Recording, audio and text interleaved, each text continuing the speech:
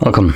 In front of me is a CUBOT X20, and today I'll show you how to put the device into safe mode. So to get started, hold power key, and once you see the boot options, you want to hold the power off. This in turn will bring up this window right here, reboot to safe mode.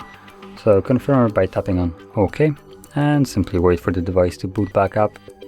Now once it is booted up, it will then be in safe mode, which you can see. Once it does, you will have a little watermark in the bottom left corner of the screen, basically stating safe mode.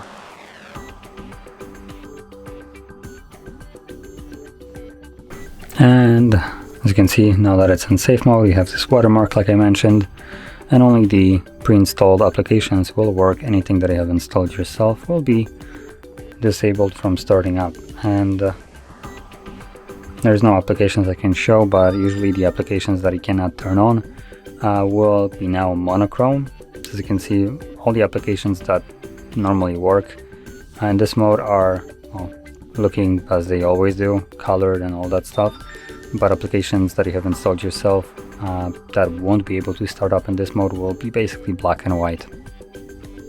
Now, once you're done with this mode, to leave it, all you need to do is hold the power key and select reboot, or restart in this case.